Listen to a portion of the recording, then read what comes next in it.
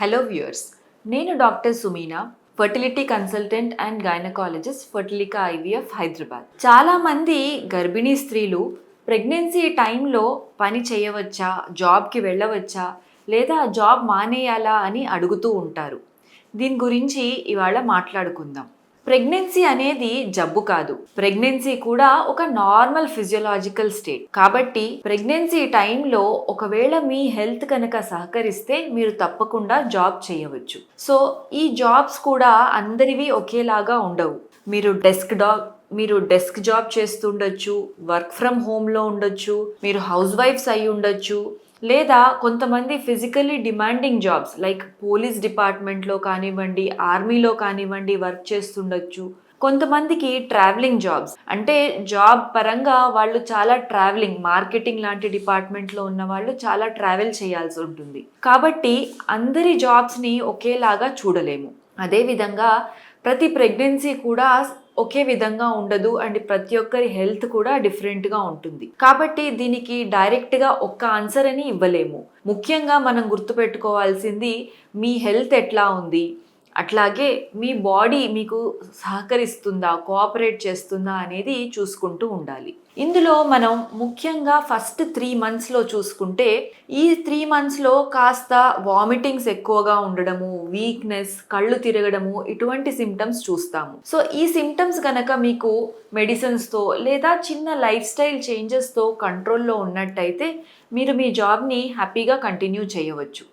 ఈ టైంలో ముఖ్యంగా గుర్తుపెట్టుకోవాల్సింది, ఎక్కువగా బరువులు ఎత్తడం వీలున్నంత వరకు అవాయిడ్ చేయాలి. అట్లాగే మరీ దూర ప్రయాణాలు కూడా ఫస్ట్ 3 monthsలో అవాయిడ్ చేయడం ముఖ్యం. ఎందుకంటే ఈ ఫస్ట్ 3 monthsలోనే మనకు అబార్షన్ రిస్క్ అనేది మ్యాక్సిమం ఉంటుంది. అలాగే మనం 2-3 నెలలు అంటే 13 weeks to 27 weeks మధ్యలో చూసుకున్నట్టయితే ఇది రిలేటివ్గా సేఫ్ పీరియడ్. అంటే చాలామంది చాలా కంఫర్టబుల్గా ఫీల్ అవుతూ ఉంటారు 4th month, 5th month, 6th month of ప్రెగ్నెన్సీస్లో.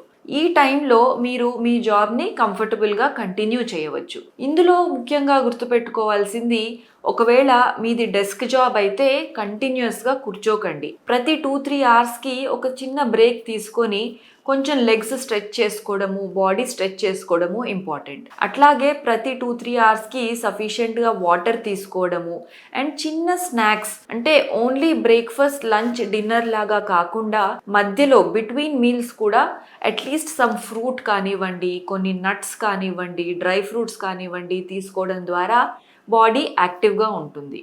అలాగే లాస్ట్ 3 months అంటే 7th, 8th, 9th monthకి వచ్చేసరికి, బికాజ్ ఇప్పుడు ప్రెగ్నెన్సీ అడ్వాన్స్ స్టేజ్లో ఉంటుంది, బేబీ వెయిట్ ఎక్కువ ఉంటుంది, కాబట్టి మీకు కూర్చోవడం చాలా ఇబ్బందిగా అనిపించవచ్చు. అట్లాగే ఫిజికలీ డిమాండింగ్ జాబ్ అంటే రోజంతా నిలబడి ఉండాల్సి రావచ్చు, లేదా ఎక్కువగా నడవాల్సి రావచ్చు.